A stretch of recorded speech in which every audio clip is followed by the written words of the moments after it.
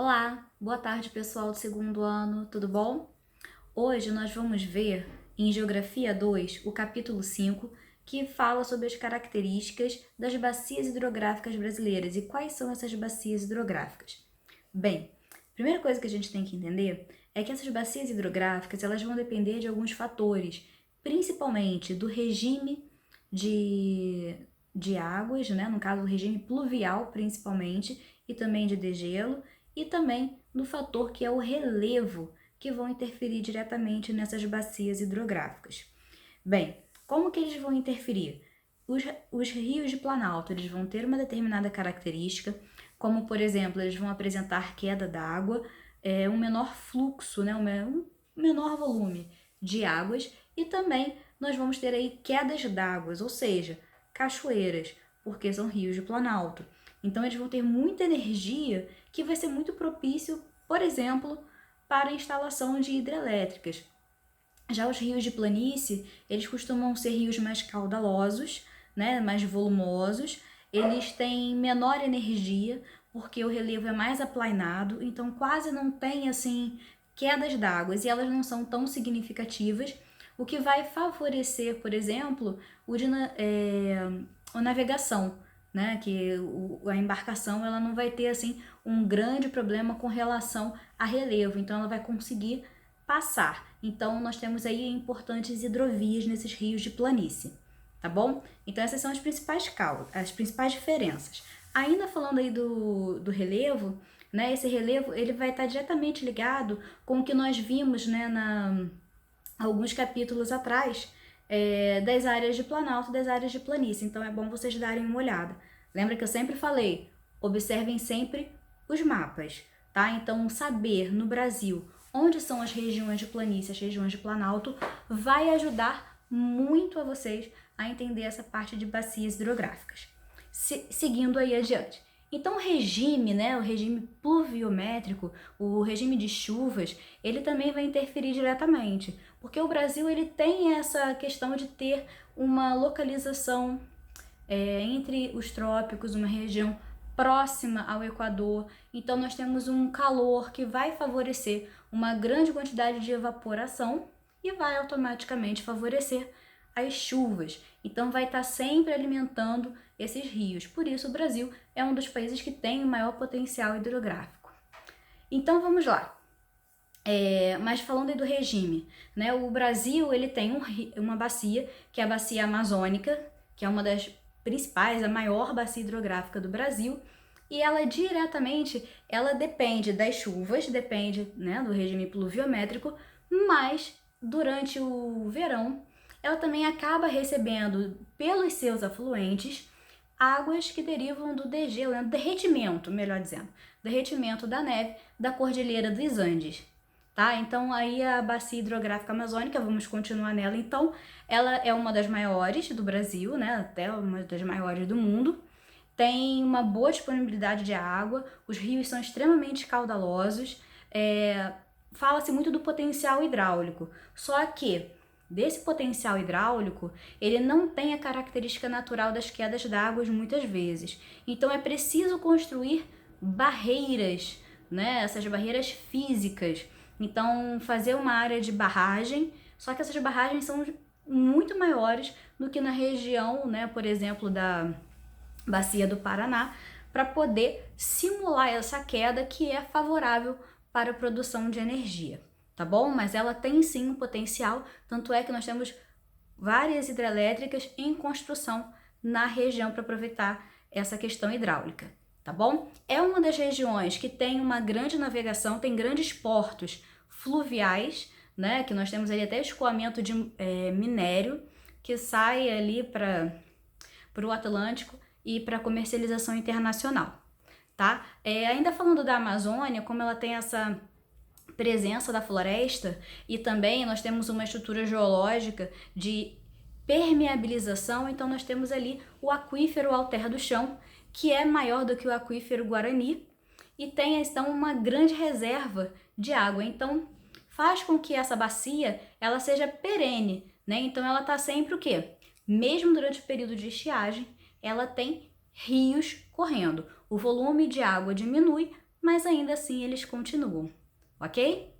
Seguindo ali, Bacia Tocantins-Araguaia, que também vai ter essa característica de grandes volumes, também vai ser uma bacia de planície.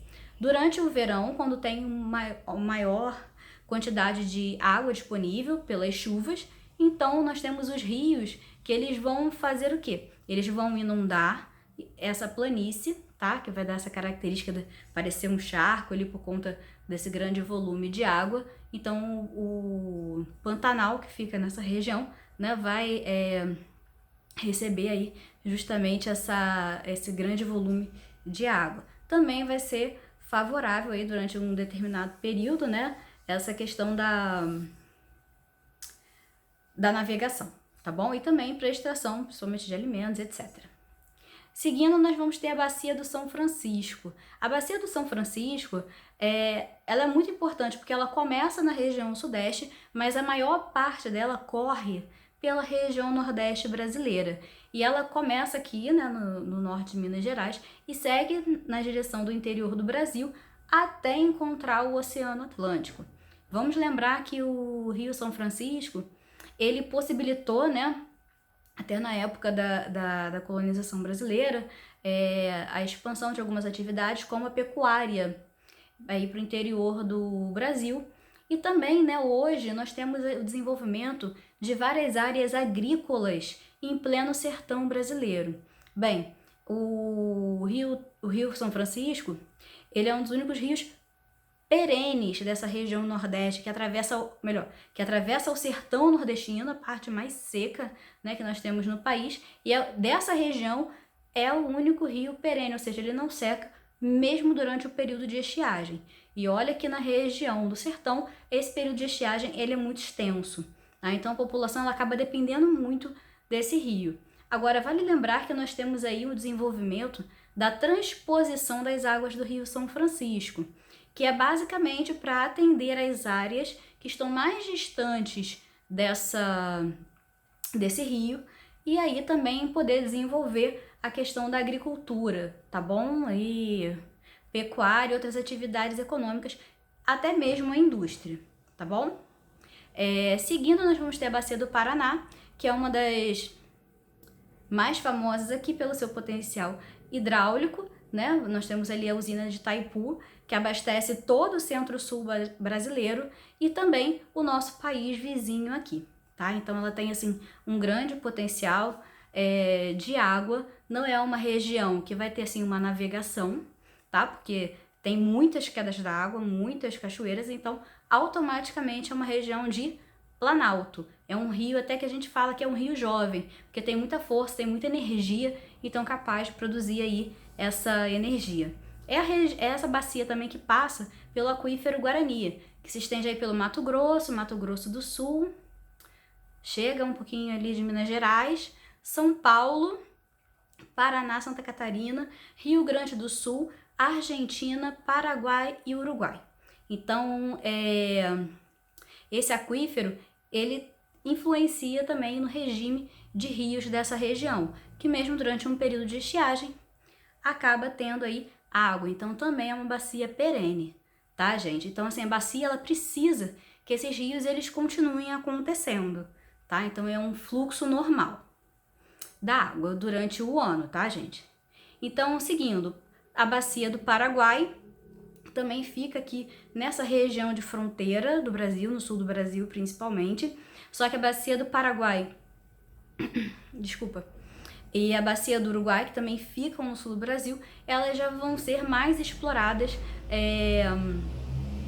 por uma questão assim de comércio, tá? Em algumas partes elas são navegáveis e com a construção de eclusas, né, no caso de elevadores, então eles são favoráveis aí à navegação. Mas vale lembrar que tem alguns trechos planálticos de queda d'água que não são assim navegáveis, mas eles aproveitam todo esse potencial, tá bom? O que a gente precisa para a gente finalizar aqui? Essas bacias hidrográficas, elas têm recebido muito o impacto ambiental causado pelas ações antrópicas. É claro, essas ações antrópicas, elas vêm causando muito assoreamento, né? Então, quando você tira a água de uma bacia, de um rio, você automaticamente tira a força desse rio. E os rios, eles estão sempre transportando sedimentos. Então, se você tira a força, esse sedimento, ele não chega no mar, onde ele deságua, assim, na maior parte das vezes. Então, o que acontece? Essa areia vai se depositando ao longo do rio, vai se acumulando e esse rio ele passa a morrer antes de chegar na praia. E as regiões litorâneas, por não receberem essa sedimentação, também acabam sofrendo. Exemplo, aqui no norte do Rio de Janeiro, nós temos, né, realmente uma grande retirada de água dos rios, e o rio, quando chega no oceano, né, ele acaba fazendo que a região de Atafona está passando por isso, a cidade de Atafona, no norte do Rio de Janeiro. Como não chega tanta sedimentação nessa região como chegava antes, então não está tendo o acúmulo de areia nas praias. Então o mar, ele está avançando, tá? Então já destruiu a orla, já destruiu assim um quarteirão na direção do interior da cidade de Atafona. Justamente porque essa sedimentação, né, essa areia que chegava até ali e acumulava na beira da praia, ela não chega mais, tá? Então isso é um dos impactos. Bem, se um rio ele acaba, né, então também afeta o abastecimento das cidades, afeta, né, a produção agrícola, afeta a produção industrial, né? E quando nós pegamos assim, desculpem, quando a gente pega essa linha de importância, uma das atividades econômicas que a principal, né, que consome a maior quantidade de água dessas bacias, primeiro é a agricultura, porque entra diretamente na produção, na composição do alimento. Segundo, a indústria, que consome muito. E em terceiro, o consumo doméstico, tá? Então, nas nossas casas, né, apartamentos, shoppings, comércio, assim por diante. Então, nós temos sim cada vez mais uma necessidade de água, mas conforme nós tiramos, né, não só a água, conforme nós fazemos também o desmatamento, a gente tira a capacidade dessa água de infiltrar novamente no solo, né? Então a gente interrompe esse ciclo da água, tá? Alguns lugares, né, como por exemplo a bacia do Amazônia, estão recebendo assim um impacto que está afetando diretamente em questões naturais, em fenômenos naturais, como a pororoca, que é conhecida mundialmente, surfistas profissionais de vários lugares do mundo que vêm para surfar na pororoca não conseguem mais em alguns rios, porque a pororoca desde 2013 ela não vem acontecendo por essa interferência. Primeiro, pelo assoreamento, pelo desmatamento da mata ciliar, e segundo, pela criação de búfalos, né? Então nós temos ali uma composição de várias atividades econômicas acontecendo ao longo do rio que tiram a força do rio e mudam a dinâmica do rio. Então, cidades que antes lucravam, por exemplo, com um turismo nessa região, acabam tendo que desenvolver outras atividades econômicas porque a que era desenvolvida ficou prejudicada, tá? Então fiquem ligados aí, deem uma lida no livro de vocês, no capítulo 5, sublinhem as palavras-chave, tá? Deem uma olhada nas características, façam a leitura dos mapas, gente. Lê o mapa. Você tem que entender que a bacia amazônica está no norte, que as bacias do Paraguai e Uruguai elas estão no sul do Brasil. Façam a relação com a característica. É uma área litorânea, então uma área de bacias e sedimentar, então uma área mais baixa, tá? Então fiquem criando esses links aí, tá bom? Até a próxima!